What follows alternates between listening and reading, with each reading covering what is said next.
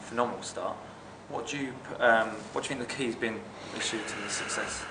I mean, if you knew the exact answer to that, you'd probably be bottling it and selling it. No, it's been a great start for us, Dan. But I think we did a lot of good things last year.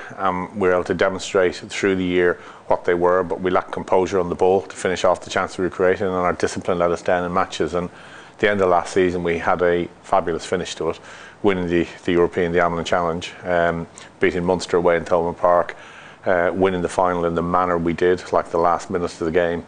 And it's a young side, and it got a lot of confidence from that and a lot of belief that what we did was able to compete against the best. And then into this season, our composure has been better on the ball, our discipline has been improved, and we've got a bit of luck, which you need in sport. You know, I mean, we haven't played great in all games, we've played some fantastic games, and we've played averagely in others, but we've managed to find a way.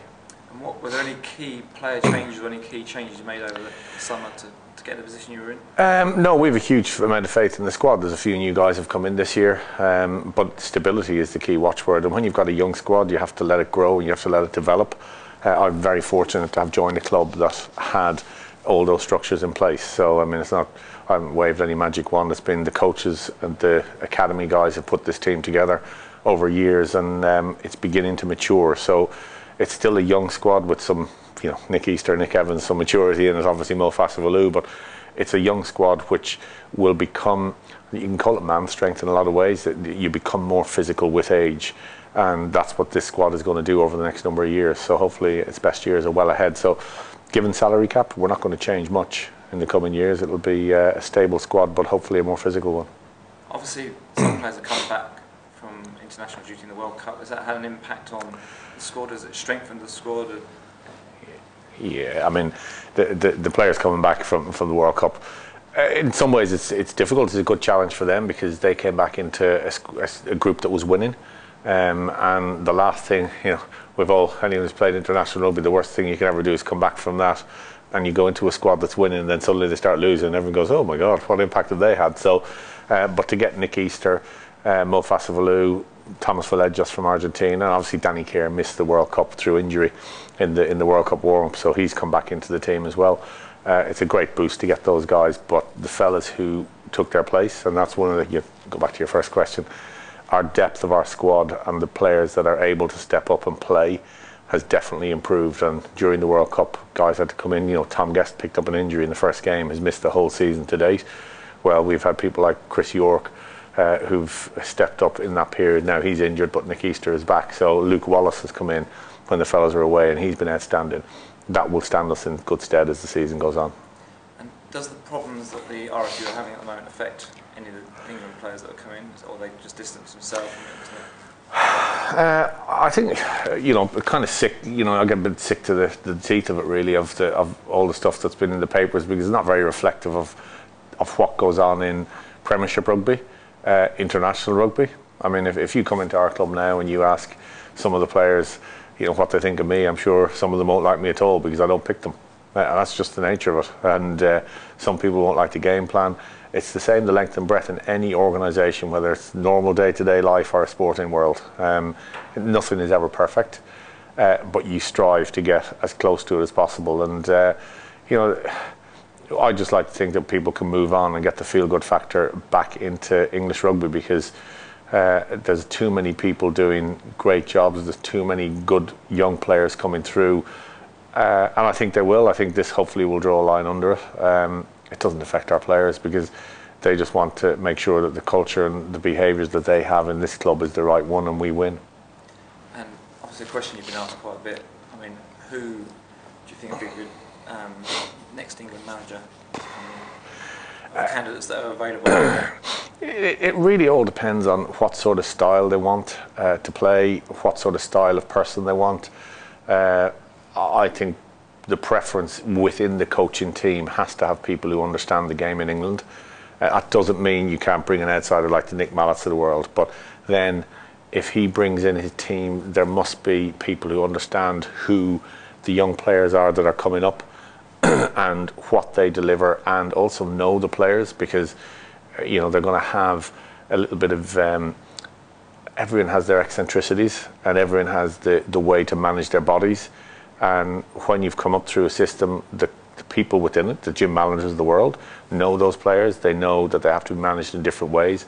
And outside, I might say, player A has to train full on every day. Well, player A may not be able to, and that doesn't make him any lesser a player. It's just everybody has different ailments. It's a very physical game, and you have to manage players accordingly. So I hope if it's a Nick Mallett, if it's a Jake White, but it looks like Nick Mallett's the front runner, I hope that he surrounds himself, yes, bringing his own people, but also bringing people who understand the players in England. That's the most important thing. You mentioned, obviously, some England players getting older. Does that create some opportunities for some younger players, especially people like Chris Robshaw, who almost got into the World Cup squad? Is this his chance now, do you think, moving forward?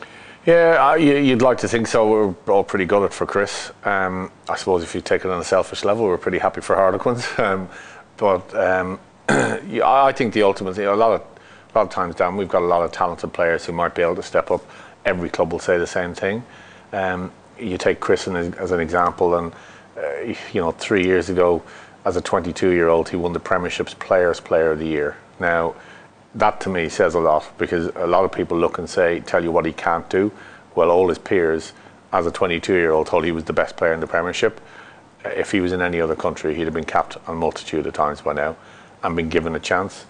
Hopefully he'll get that chance. And I think once he's in a team, people then, and that's why the players voted him, the players, that once he's in a team, or once you play against him, you actually understand more about what he's about. I mean, I knew he was a good player, and then when I arrived here, I saw what he does on a pitch and what his work rate is like on a pitch, and I'm going, oh my God, thank God he's in our team.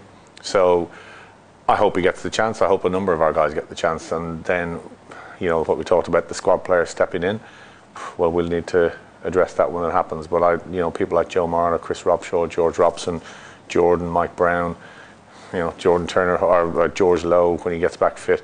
These fellas are desperate to step up, and that's not even mentioning Danny Kerr, Nick Easter and Ugo. So we have a lot of guys who are very ambitious, and hopefully they understand that the team as a whole, being successful, will make their individual ambition happen. You mentioned some of the players there. What other players are there to watch? Are these the players to watch coming forward for the future, for England and for the Harlequins?